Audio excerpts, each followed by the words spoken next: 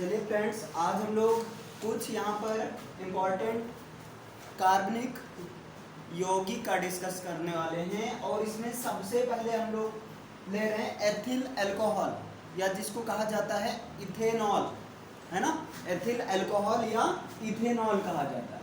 तो आपका ethyl alcohol है, या इसी को क्या कहते हैं, इथेनॉल। याद रखिएगा, एथिल अल्कोहल ये इसका कॉमन नेम है, और इसका जो IUPAC नेम होता है वो होता है इथेनॉल। वो क्या होता है आपका, इथेनॉल होता है ना। तो इसका डिस्कस करने वाले हैं। इसी को आप स्प्रिट ऑफ वाइन कह सकते हैं, है ना। स्प्रिट ऑफ, इसी को स्प्रिट ऑफ वाइन भी कहते हैं। खैर अभी एक एक कर चीजें इसके बारे में हम लोग देखते हैं। देखिए, अगर सबसे पहले बात किया जाए ये एथिल अल्कोहल, इसका मॉलिक्यूलर फार्मूला क्या होगा, यानी कि इसका अणुसूत्र क्या होता है। इसका जो है मॉलिक्यूलर फार्मूला क्या होता है, तो इसका मॉलिक्यूलर फार्मूला का मतलब होता है अणुसूत्र। दो फार्मूला याद रखिए, है ना, क्योंकि दोनों में से एक तो श्योर है कि पूछा ही जाता है। एक तो मॉलिक्यूलर फार्मूला होता है और एक आपका स्ट्रक्चरल फार्मूला होता है। स्ट्रक्चरल फार्मूला, और स्ट्रक्चरल फार्मूला का मतलब होता है संरचनात्मक सूत्र। संरचनात्मक सूत्र। दो आपका फार्मूला यहाँ से पूछेगा। मॉलिक्यूलर फार्मूला इसका जो होता है एथिल अल्कोहल, तो होता है CH3, है ना, CH2OH। लेकिन यहाँ पर इसको यहाँ इस तरह इस फॉर्म में नहीं लिखा जाता, है ना। जब आप मॉलिक्यूलर फार्मूला बताना हो तो आपको वहां पर इस तरह से आप लिखेंगे C2H5OH, है ना। चलिए ये भी बता देते हैं ये फार्मूला कैसे बना। तो देखिए, एथिल है, कहीं भी इल वाला मिल जाएगा, यानी एथिल, प्रोपिल, एल्किल, है ना, हेक्सिल, इल वाला अगर ग्रुप मिल जाए तो वहां से तुरंत माइंड में क्लिक करना चाहिए, ये एल्किल ग्रुप को फॉलो करता है ना। और एल्किल का जो जनरल फार्मूला होता है वो होता है CnH2n+1 होता है। ये होता है एल्किल का। और ये जो आपका है, ये एथेनॉल जो है, ये आपका फंक्शनल ग्रुप होता है ना। और इस फंक्शनल ग्रुप का जो नेम है वो होता है OH हाइड्रोक्सिल ग्रुप, है ना, या अल्कोहल ग्रुप। इसको कहा ही जाता है अल्कोहल ग्रुप कहा जाता है ना। ये अल्कोहल फंक्शनल ग्रुप होता है। और क्लियर है ना, ये चीज हो गया। और यहाँ बात किया जाए, ये IUPAC नेम है, तो इन शॉर्ट में आपको बता देना चाह रहा हूँ, जो IUPAC नेम होता है वो, उसमें IUPAC नेम के लिए सबसे पहले आपको प्रीफिक्स लिखना होता है। सबसे पहले आपको क्या लिखना पड़ता है, प्रीफिक्स लिखना पड़ता है। इसके बाद में, है ना, सबसे पहले आपको प्रीफिक्स, इसके बाद में आपको लिखना होता है रूट वर्ड, है ना। रूट वर्ड का मतलब मूल शब्द, प्रीफिक्स मतलब पूर्व लग्न। इसके बाद में आपको लिखना पड़ता है प्राइमरी सफिक्स और आफ्टर दिस सेकेंडरी सफिक्स, यानी कि इसके बाद में आपको लिखना होगा प्राइमरी सफिक्स मतलब प्राथमिक अनुलग्न, और फाइनली आपको लिखना होगा सेकेंडरी सफिक्स। सेकेंडरी सफिक्स का मतलब होता है द्वितीयक अनुलग्न। तो बात किया जाए प्रीफिक्स में, तो प्रीफिक्स का मतलब ऐसा जो सबसे पहले यूज हो, है ना। तो प्रीफिक्स में जनरली कुछ इसमें पॉपुलर है, जैसे बाकी हैं तो बहुत, जैसे आपका है यहाँ अगर F है तो इसे फ्लोरो बोलते हैं, अगर Cl है तो क्लोरो बोलते हैं, ये प्रीफिक्स में आएंगे, है ना। और अगर Br है तो इसको ब्रोमो बोलते हैं, है ना। अगर I है तो इसको आयोडो बोला जाता है ना। तो इस तरह से प्रीफिक्स होगा। प्रीफिक्स को हमेशा सबसे पहले रखेंगे। फिर रूट वर्ड बात किया जाए तो रूट वर्ड को आप ऐसे समझ सकते हैं, अगर रूट वर्ड रहेगा तो देखिए 1 के लिए होता है मेथ होता है, 2 के लिए होता है एथ होता है, ये रूट वर्ड है। और C3 के लिए होता है, क्या होता है आपका, प्रोप होता है। C4 के लिए होता है ब्यूट होता है, और C5 के लिए होता है आपका पेंट होता है। ये ऐसे चलता रहेगा। C6 से C6 के लिए हेक्स होगा, C7 के लिए हेप्ट होता है, C8 के लिए ऑक्ट होगा और C9 के लिए नॉन और C10 के लिए डेक होता है। इसके बाद में यहाँ प्राइमरी सफिक्स आया, तो प्राइमरी सफिक्स में जनरली 3 होते हैं, लेकिन ज़्यादा जो आपको यूज करना होगा वो एल्केन ग्रुप में से आपको एन का यूज करना होगा, ये प्राइमरी सफिक्स। बाकी एल्कीन से इन आप ऐड करोगे, एल्काइन से आप आइन ऐड करोगे, है ना, लेकिन जनरली ये चीज इससे अभी आपका काम चलेगा। इसके बाद में सेकेंडरी सफिक्स आता है, तो सेकेंडरी सफिक्स में जो है, सेकेंडरी सफिक्स में फंक्शनल ग्रुप आ जाते हैं। सेकेंडरी सफिक्स में आपका फंक्शनल ग्रुप आ जाता है। फंक्शनल ग्रुप का मतलब क्रियात्मक समूह, जैसे OH अल्कोहल से ऑल होगा, है ना, आपका CHO एल्डिहाइड, एल्डिहाइड से अल निकलता है CHO से, COOH ये आपका है कार्बोक्सिलिक एसिड, इससे आपका ओइक एसिड निकलता है। इस तरह से इसके पहले ये सारा चीज पढ़ाया जा चुका है। तो अगर बात किया जाए इससे, यानी कि इथेनॉल से इसका फार्मूला बनाइए, तो अगर बात किया जाए इथेनॉल से फार्मूला तो आप कैसे बनाएंगे, तो इथेनॉल में सबसे पहले आप देखिए यहाँ पर है इथेन धन ऑल, ऐसे समझ लीजिए, या इथेनॉल यानी कि F किससे बनता है, C2 से बनता है। जनरल फार्मूला आप क्या यूज करते हो, जनरल फार्मूला आपको यूज करना है CnH2n+1, F जो है 2 से बना है ना, तो C2H 2 2 4 1 5, C2H5 हो गया। इसके बाद में देखिए, और यहीं से देखिए, यहीं से आपका ये कहाँ तक काम हो गया, आपका प्राइमरी सफिक्स तक, यानी एन तक काम हो गया। तो एथ धन एन एथेन का हो गया आपका, है ना। फिर ऑल, ऑल के लिए आप क्या लगाते हो, OH। तो इस तरह से आपका बन गया, है ना। चलिए अब बात किया जाए इसके स्ट्रक्चरल फार्मूला, तो ध्यान दीजिएगा किसी भी कंपाउंड्स का जो स्ट्रक्चरल फार्मूला होता है वो बेस्ड होता है मॉलिक्यूलर फार्मूला पर। अगर आप मॉलिक्यूलर फार्मूला का ब्रेक कर लिए, यानी बना लिए इसको, तो आप स्ट्रक्चरल फार्मूला आराम से बना सकते हैं। कैसे, यहाँ पर कार्बन कितना है, 2 टाइम्स है, तो आप लिखेंगे 1 2, और देखिए यहाँ पर एल्किल है, कोई भी चीज जो एल्किल ग्रुप को फॉलो करे, एल्किल ग्रुप का मतलब CnH2n+1 को फॉलो करे, तो वहां से वहां पर सिंगल बॉन्ड का फॉर्मेशन होता है। कार्बन कार्बन के बीच में सिंगल बॉन्ड का ही फॉर्मेशन होता है ना। तो यानी कि यहाँ से ये तो क्लियर हो गया। तो यहाँ पर और कार्बन की बैलेंसिंग, चूंकि कार्बन का जो वर्सेटाइल नेचर होता है, अभी कल ही अपलोड किया गया था वर्सेटाइल नेचर ऑफ कार्बन, है ना। तो कार्बन की जो टेट्रा बैलेंसी होती है, यानी कार्बन की 4 बैलेंसी होनी चाहिए, है ना, यानी कि 1 2 3, इसका ये 4 हो गया आपके, या 1 2, एक तो है ही 1 2 3 4। अब यहाँ पर OH है, OH आपका फंक्शनल ग्रुप, तो फंक्शनल ग्रुप हमेशा यहीं पर लग जाता है। यहाँ पर H, यहाँ H लगाएंगे, यहाँ भी H, यहाँ H, यहाँ H, ये आपका जनरल फार्मूला है। इसी चीज को आप ऐसा भी लिख सकते हैं CH3, यहाँ पर बांड लगाएंगे, CH2, फिर यहाँ पर OH, है ना। या इसी चीज को आप चाहो तो ऐसा भी लिख सकते हैं CH3 CH2OH, लेकिन जनरल अगर स्ट्रक्चरल फार्मूला की बात किया जाए तो यही आपका सही है। तो किसी भी कंपाउंड्स की बात किया जाए, सबसे पहले 2 चीज तो आपके माइंड में क्लिक करना ही चाहिए, है ना। 2 चीज, यानी कि एक तो उसका कॉमन नेम क्या है, तो कॉमन नेम इसका क्या है, एथिल अल्कोहल है। IUPAC नेम क्या है, एथेनॉल है। फिर मॉलिक्यूलर फार्मूला क्या है, तो C2H5OH। फिर यहाँ पर स्ट्रक्चरल फार्मूला क्या है, तो इस तरह से बनेगा आपका, है ना।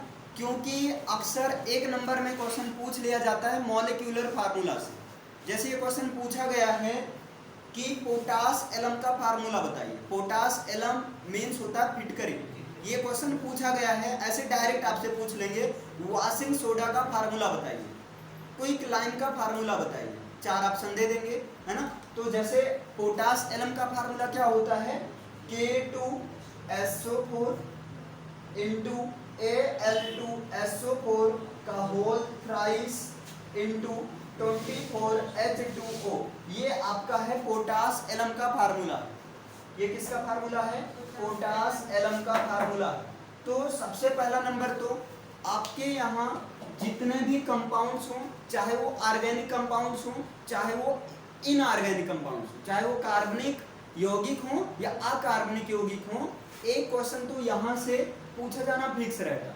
इनफैक्ट कंपटीशन में भी यहाँ से क्वेश्चन पूछा जाता है, डायरेक्ट ऐसे पूछ लेंगे इसका फार्मूला बताइए, है ना। जैसा कि अभी यहाँ से क्वेश्चन मुझे याद आ रहा है, अभी एक बच्चे ने मुझसे क्वेश्चन पूछा था कि सर, अच्छा यहाँ तक तो हो गया, चलिए CH3 CH2 एक क्वेश्चन पूछा गया था। और देखिए molecular formula, common name, IUPAC name याद रखने से कितना बेनिफिट होता है। क्वेश्चन ये था कि what happens when limestone is heated. Question ये था आपका, क्या होता है जब लाइमस्टोन को हीट किया जाता है। जब लाइमस्टोन को हीट किया जाता है तो क्या होता है भाई। ये चीज आप मानो, जब तक आपको कॉमन नेम के साथ में उसका केमिकल नेम भी मालूम होना चाहिए। जैसे अगर बात किया जाए C2H5, ये आपका एथिल हो गया, OH से अल्कोहल। एक प्रकार से C2H5OH ये आपका कॉमन नेम तो है ही, केमिकल नेम भी कह सकते हैं। तो अब इसका लाइमस्टोन तो पता है, क्या आप ऐसे कह दोगे लाइम और स्टोन बनता है, यही होता है। क्या होता है, लाइम और स्टोन बनता है, गलत हो जाएगा, ऐसा आप नहीं कह सकते। क्यों? क्योंकि कभी भी जब तक आपको इसका फार्मूला, और हाँ केमिस्ट्री में समझ लीजिए यहाँ से कम 5 से 10 मार्क्स का क्वेश्चन इसी तरह से आता है, क्या होता है जब, और एक आता है कैसे प्राप्त करेंगे, है ना। एक ये चीज आता है कैसे प्राप्त करेंगे, नाइट्रोजन गैस से अमोनिया गैस कैसे प्राप्त करेंगे। तो कैसे प्राप्त करेंगे, 3 में हाइड्रोजन गैस को मिलाकर और इसको हीट करें। आपको ये चीज एकदम बहुत अच्छे से आना चाहिए। 2 तरह का क्वेश्चन आता है और इन सब में पहले नंबर मॉलिक्यूलर फार्मूला का ही गेम है। वहां पर ये थोड़ी देंगे, वहां कैसे प्राप्त करेंगे, नाइट्रोजन गैस से, वहां ऐसे पूरा ऐसे लिखेंगे नाइट्रोजन गैस, वहां N2 थोड़ी लिखेंगे। और अमोनिया गैस तो वहां पर ऐसे लिखेंगे अमोनिया, वहां NH3 नहीं लिखेंगे, है ना। चलिए आइए पहले इसे देख लिया जाए। यहाँ लाइमस्टोन का जो फार्मूला होता है ये होता है CaCO3, कैल्शियम कार्बोनेट का कॉमन नेम। इसको आप मार्बल का भी फार्मूला कह सकते हैं, चाक का भी कह सकते हैं, यानी कि चाक हुआ, संगमरमर या मार्बल हुआ, लाइमस्टोन जिसको चूना पत्थर कहते हैं। तीनों का फार्मूला एक ही होता है और इसका जो केमिकल नेम होता है वो होता है कैल्शियम कार्बोनेट। क्या होता है, कैल्शियम कार्बोनेट। जब इसको हीट किया जाता है तो इतना माइंड में सेट कर लीजिए, हम इसे ट्रिक नहीं कह सकते हैं लेकिन आप अपनी सुविधा के लिए याद कर सकते हैं। जनरली मैंने अभी तक जितने भी क्वेश्चन सॉल्व किया है उसमें मैंने एक चीज ये देखा, क्या होता है कैसे प्राप्त करेंगे। कभी भी यानी कि जो CO3 वाला रहता है, चाहे वो CO3 वाला फॉर्म में हो या वो HCO3 के फॉर्म में, चाहे वो कार्बोनेट के साथ में ऐड हुआ हो या कैल्शियम बाइकार्बोनेट के साथ। जनरली कार्बोनेट से क्या होता है, कार्बन डाइऑक्साइड गैस रिलीज हो जाती है, यानी कि निकल जाती है, कार्बन डाइऑक्साइड गैस निकाल दिया जाता है ना। थोड़ा इस तरह से आप आइडिया लगा सकते हैं, बाकी ये सब प्रैक्टिस से क्लियर है। फिर यहाँ पर बचा क्या, यहाँ पर बचा CaO, ये चीज है। अब आपका ये बना कैल्शियम ऑक्साइड, लेकिन ऑप्शन में आपका ये ऑप्शन नहीं था, ऑप्शन में था क्विकलाइम, है ना। ऑप्शन में था आपका लाइम वाटर था, है ना। ऐसे 2 ऑप्शन और था, है ना। यहां तक करने के बावजूद भी अगर आपको इसका केमिकल फार्मूला नहीं पता फिर भी आप क्या प्रॉब्लम है। यहाँ पर एक्चुअल में ये जो क्विकलाइम ही CaO कैल्शियम ऑक्साइड को क्विकलाइम, बुझा हुआ चूना कहते हैं। और ये जो लाइम वाटर होता है, सॉरी क्विकलाइम का मतलब अनबुझा चूना, है ना। क्विकलाइम का मतलब होता है अनबुझा चूना, ठीक। और ये लाइम वाटर का मतलब होता है बुझा हुआ चूना, CaOH का होल ट्वाइस, ये चीज। और यहाँ पर होता है CaO कैल्शियम ऑक्साइड। आपको ये सारी चीजें ध्यान देना होगा, है ना। तो यहाँ से थोड़ा एक चीज ये याद रखिए कि किसी भी, कोई भी, चाहे वो ऑर्गेनिक कंपाउंड्स हो या इनऑर्गेनिक कंपाउंड्स हो, सबसे पहला नंबर तो एटलीस्ट जो पॉपुलर है, जैसे आपका हो गया सिरका, विनेगर एसिड का फार्मूला क्या होता है, CH3COOH, एसिटिक एसिड, है ना। इस तरह से जो जनरली पॉपुलर है ना, इनका मॉलिक्यूलर फार्मूला, क्योंकि डायरेक्ट पूछ लिया जाता है। क्लियर है ना? तो पहला चीज क्लियर हुआ, यहाँ से आपको थोड़ा ये भी आइडिया लग गया। अब थोड़ा कभी भी आप केमिस्ट्री को पढ़िए तो फार्मूले को एक 3-4 चीज याद रखते चलो। एक तो जनरल फार्मूला यानी कि स्ट्रक्चरल फार्मूला, मॉलिक्यूलर, उसका जो है कॉमन नेम क्या है, और जो है आईयूपीएसी नेम क्या है, डन है ना, और केमिकल नेम क्या है। चलिए, तो 2 चीजें क्लियर हुआ आपका।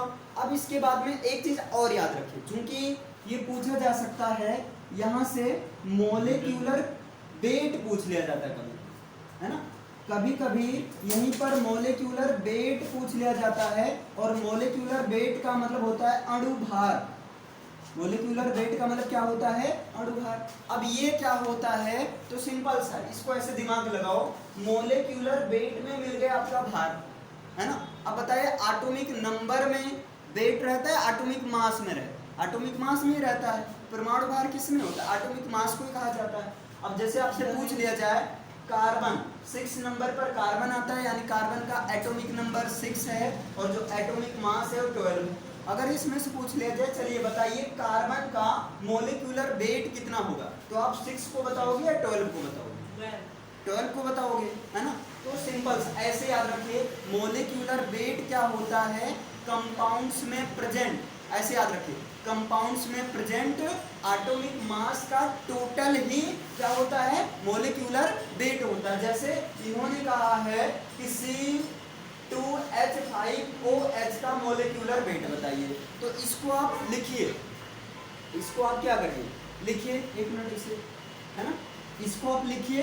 तो जब इसको आप ब्रेक करेंगे तो इसका मतलब हुआ 2 इंटू कार्बन, है ना, और यहाँ प्लस 5 इंटू हाइड्रोजन हुआ, और प्लस यहाँ पर O हुआ, और प्लस क्या हुआ, H हुआ, है ना। तो 2 इंटू कार्बन, कार्बन का कार्बन का एटॉमिक मास कितना है, 12 है। तो यहाँ पर क्या करेंगे, 2 इंटू 12 प्लस, है ना, हाइड्रोजन का कितना है, 1 है, तो 5 इंटू 1 करेंगे, और ऑक्सीजन का कितना है, 16 है, यहाँ पर क्या लिखेंगे, 16, और हाइड्रोजन का अगेन क्या है, 1 है। तो 12 टू जा ये हो जाएगा 24, प्लस 5 1 जा 5, प्लस 16 प्लस 1, इन सबको ऐड कर लीजिए। तो यहाँ पर जब ऐड करेंगे तो यहाँ पर 24 और 5 हो गया आपका 30 और 1, और सॉरी 29 और 1 30, और ये 16 46, यानी क्या आ गया, 46। आपका यहाँ पर मोलिकुलर वेट कितना आ गया, 46 आ गया। तो इस तरह से आपका, जैसे आपके यहाँ अगर बात किया जाए हाई स्कूल में अगर बात किया जाए, यानी कि कितने ऑर्गेनिक कंपाउंड्स को दिया गया है डिटेल में, तो केवल 2 दिया गया है। एक तो आपका एथिल अल्कोहल के बारे में डिटेल से पढ़ना है, और दूसरा आपको पढ़ना है एसिटिक एसिड, जिसको विनेगर एसिड भी कहते हैं, है ना। समझ में आया, इसे करिए जल्दी से। चलिए, तो यहाँ पर ये आपका कंप्लीट हो गया।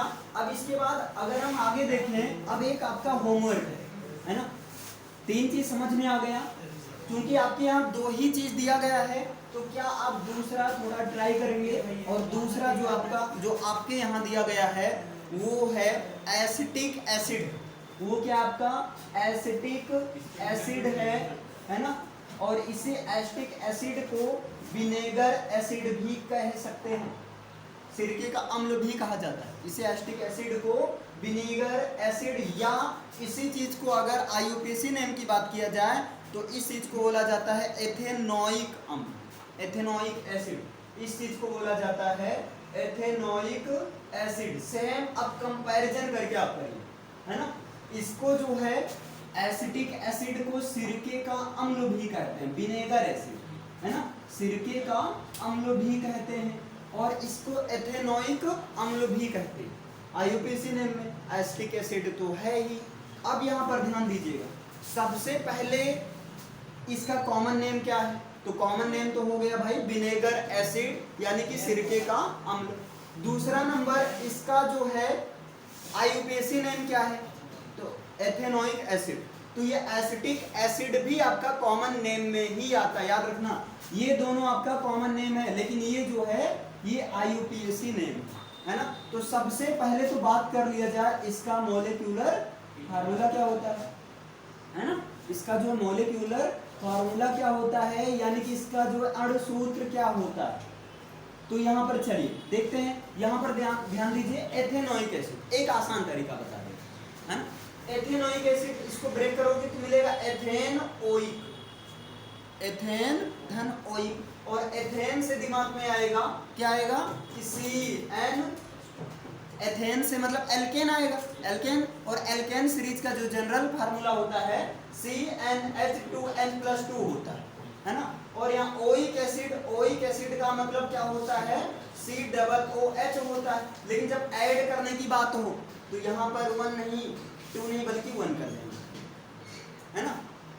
तो अगर इसके जनरल फार्मूला की बात किया जाए तो बताइए क्या हो जाएगा, C2H, अब यहाँ कंफ्यूजन हो गया, है ना। यहाँ पर जैसे आपके दिमाग में ये आया, अरे ये तो बहुत इजी है, मतलब CnH2n+1 के साथ में COOH कर देंगे, ये इसका जनरल फार्मूला हो गया, तो अप्लाई कर दें। तो आप क्या, आप बोलते हो एथ 2 से बनेगा, एथ C2 से बनेगा, तो आप यहाँ क्या रखते हो C2H5 COOH, बधाई हो, आपका गलत हो गया, है ना। आपको यहाँ पर ये ध्यान देना है, ऑलरेडी इसमें एक C है, ऑलरेडी इसमें एक C है, यानी कि एक कार्बन तो है ही, तो आपको C2 नहीं रखना है, आपको क्या रखना है C1 रखना है। तो इसका जो फार्मूला होगा वो होगा CH3, जब 1 रखेंगे CH3 COOH, ये फार्मूला से, क्योंकि इसमें एक कार्बन तो ऑलरेडी है ही, क्लियर है ना। तो आई होप ये चीज क्लियर हो गया होगा। अगर बात किया जाए विनेगर एसिड या जो है एसिटिक एसिड का जनरल फार्मूला क्या होगा, तो क्या होगा CH3 COOH, ये चीज होगा आपका, क्लियर। अब दूसरा नंबर बात किया जाए इसका स्ट्रक्चरल फार्मूला क्या होगा, मतलब इसका संरचनात्मक सूत्र हो क्या होगा, आइए देखते हैं। यहाँ पर स्ट्रक्चरल फार्मूला, स्ट्रक्चरल फार्मूला का मतलब क्या हो जाएगा, संरचनात्मक सूत्र क्या होगा। अब आपको इसको स्ट्रक्चर में एक दिखाना है, तो जरा दिमाग लगाए, यहाँ भी आपका क्या है, एल्किल ग्रुप को फॉलो करता है। अच्छा कैसे पहचाना गया, ध्यान देना, जब कार्बन के दुगना का एक अधिक है ना, तो वहां पर CnH2n+1 हो, जब ये केस फॉलो करता है तो वहां पर एल्किल वाला ग्रुप को फॉलो करेगा, एल्किल वाला ग्रुप, है ना, एल्किल ग्रुप। और एल्किल ग्रुप हमेशा जो है सिंगल बॉन्ड को लेता, क्लियर है ना। चलिए फिर अब ये तो आसानी हो गई, यानी कि एल्किल ग्रुप को फॉलो कर रहा है, तो यानी कि हम क्या कर सकते हैं इससे, है ना। फिर यहाँ पर इसका कितना बॉन्ड होना चाहिए, 4 होना चाहिए, तो 1 2 3 4, और यहाँ पर क्या कर दीजिए COOH, इतना समझ पा रहे हो कि नहीं, है ना। तो यहाँ पर क्या हुआ, देखिए H हो गया, H हो गया, H हो गया, क्लियर है ना। लेकिन अभी यहाँ पर थोड़ा ध्यान देना है, यहाँ पर ध्यान देना है, ये तो है आपका फंक्शनल ग्रुप, ये क्या आपका फंक्शनल ग्रुप है। फंक्शनल ग्रुप का मतलब सेकेंडरी सफिक्स है ना, द्वितीयक अनुलग्न, ये फंक्शनल ग्रुप है, मतलब ये आपका है क्रियात्मक समूह। लेकिन ध्यान दीजिएगा, क्रियात्मक समूह में भी कुछ ऐसे क्रियात्मक समूह हैं जो खुद ऑलरेडी पहले से ही वो एक स्ट्रक्चर फॉर्मेट में होते हैं, पहले से ही संरचित होते हैं। जैसे अगर इसको ब्रेक किया जाए तो इसका ये ऑलरेडी ये फिक्स ही है कि COOH, अगर इसको स्ट्रक्चरल फार्मूला में लिखोगे तो आपका मिलेगा COH और यहाँ पर डबल बॉन्ड O, ये इसका होता, ये ऑलरेडी आपको जब आपने फंक्शनल ग्रुप को याद किया था तो वहां पर आपने इस चीज को देखा। OH का OH के केस में ऐसा नहीं है कि वहां पर O आप डबल टाइम कर रहे हो H, नहीं, इसके केस में नहीं है ना, ये डायरेक्ट ऐसे OH, लेकिन इसके केस में है, तो आप इसको COOH ना लिखकर इसके स्ट्रक्चरल फार्मूला में लिखना, स्ट्रक्चरल केस में लिखना। तो आप यहाँ पर क्या करेंगे, यहाँ COOH के स्थान पर क्या लिख देंगे, C डबल बॉन्ड O और बॉन्ड OH। अगर आपको प्रॉब्लम है तो आप इस O को उठाकर नीचे कर सकते हो, लेकिन इस O को उठाकर आप यहाँ साइड में यहाँ पर जो है करना सही नहीं रहेगा, है ना, क्लियर है ना। अगर सी डबल ओ एच लिख दें तो नहीं, सी डबल ओ एच ये गलत हो जाएगा, बिल्कुल गलत। एक साथ, हाँ, अगर एक साथ लिख दिया जाए तब ये क्या है, ये देखो गलत हो जाएगा। अच्छा, गलत होने का रीजन है क्योंकि सी डबल ओ एच ये ऑलरेडी स्ट्रक्चरल फार्मूले में है। अभी हमने कल की क्लास में आपको जब करवाया गया था फंक्शनल ग्रुप, तो वहां पर पूरा बताया गया था, है ना। तो जब ऑलरेडी है तो उसको उसी फॉर्मेट में रखो, है ना। तो यहाँ पर इसको ऐसा ना लिखकर इसको स्ट्रक्चरल में ही लिखेंगे, और ये हो गया आपका, ये क्या हो गया आपका, हाँ, इस चीज को आप दूसरे स्टेप में आप चाहो तो ऐसा लिख सकते हैं CH3 C डबल OH, या अब इस चीज को लिख सकते हैं CH3 C डबल OH, जो कि आपका फिर वही बन गया डबल बॉन्ड क्यों हो गया है ना। हाँ, यहाँ पर डबल बॉन्ड, क्योंकि कार्बन की वैलेंसी कितनी होनी चाहिए, 4 होनी चाहिए। ऑक्सीजन की 2 होती, ऑक्सीजन की कितनी होती है, 2 होती है। तो यहाँ पर देखिए इस चीज को देख लीजिए, फिर यहाँ डबल बॉन्ड क्यों लगा, देखिए एक इधर है एक इधर है, 2 इधर, 4 हो गया। ऑक्सीजन का 2 होता है, ऑक्सीजन का इधर भी ऑक्सीजन का 2 कंप्लीट, एक तो इधर है एक एच, है ना। जब पूरा कंप्लीट है, इसी बैलेंसी भी कार्बन की कितनी होती है, 4 होती है ना। कार्बन टेट्रावैलेंट है आपका, क्लियर, इसलिए यहाँ पर लगा। तो ये आपका हो गया स्ट्रक्चरल फार्मूला। इतना समझ में आया। तो ये दोनों में अंतर भी समझ में आ गया होगा कि एथेनॉल के केस में कैसा होता है। अगर पूछ लिया जाए, चलिए बताइए, इथेनॉल में कौन सा फंक्शनल ग्रुप पाया जाता है, तो आप बताओगे अल्कोहल OH, है ना। और पूछ लिया जाए कि एथेनोइक एसिड में कौन सा फंक्शनल ग्रुप पाया जाता है, C डबल OH, इसका स्ट्रक्चरल फार्मूला इस फॉर्मेट में होता है ना। इतना क्लियर है ना, क्लियर। चलिए फिर इसे लिख लीजिए।